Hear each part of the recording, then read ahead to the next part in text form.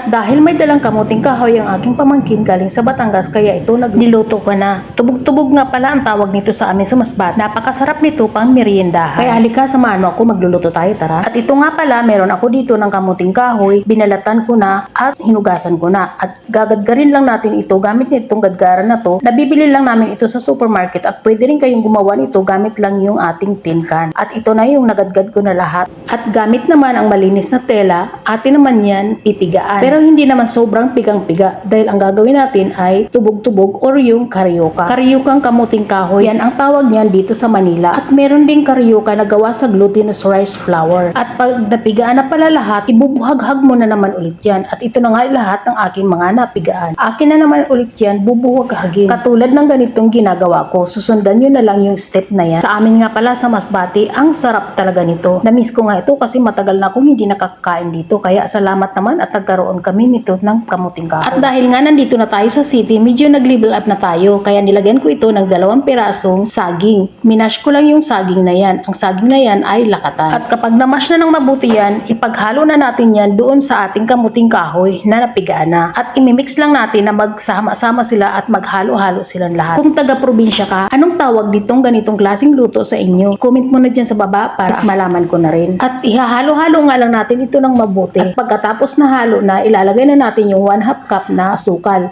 Ang asukal ay depende sa kung gaano ka gusto ninyo katamis ito, pero ako ayoko nung masyadong matamis kasi nakakaumay yan pag sobrang tamis. At ito nga, binibilog-bilog ko na yung ating karyoka or tubog-tubog. At ang next natin gagawin ay nagpainit ako dito ng kawali at naglagay ako ng madaming mantika. At ito na nga yung ating nabilog-bilog na mga karyoka. So paiinitin lang natin yung ating kawali at ilalagay na natin yung ating mga karyoka. Mas okay nga pala ito kapag naka-deep fry yung ating mga karyoka. Pero dito sa ginagawa ko, hindi ko na siya na-deep fry kasi malapad yung ating kawali.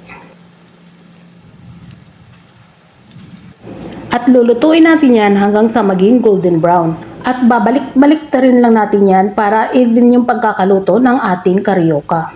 Kaya kapag ganito na, binabalik-baliktad ko na lang yan. At kung nanonood ka nga pala hanggang ngayon sa video ko na to, paki-comment na lang kung saan ka nanonood para mapasalamatan naman kita at may shoutout sa aking mga next video.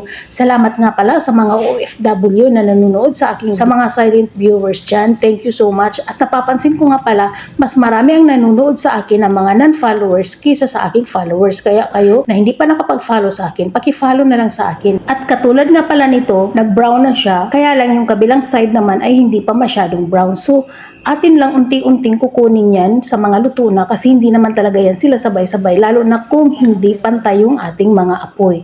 So, katulad yan, kinukuha ko na siya at lulutuin pa natin yung ating ika-next bat. At sasalain lang natin yan para yung mga excess oil atin naman matanggal. So, ganito, naglagay na ako ng next batch at ito na yung last. So, dito naman next, naglagay ako ng aarnibal na pala tayo. So, naglagay lang ako dyan ng sugar. Brown sugar yung ginamit ko kasi mas maganda yung brown sugar kapag nag-aarnibal ka. So, mainit na mantika at lalagyan ko lang ng brown sugar. At kapag ka nag-bubbles na at umangat na yung sugar, ilalagay na natin yung ating karyoka. Ihalo-halo lang natin yan hanggang sa ma-absorb ng karyoka yung ating melted sugar. At ito na yung ating karyoka at luto na nga. So tutuhugin lang natin ito kaparehas nung nakikita ko nung bata pa ako doon sa aming probinsya. So ganyan, tinutuhog lang namin sa stick at binibinta na namin ito.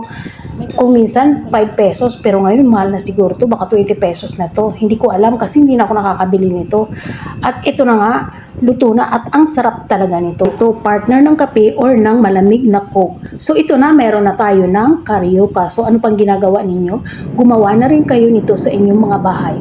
At maraming salamat nga pala sa inyong panonood. Hanggang dito na lang tayo. Bye! Follow for more!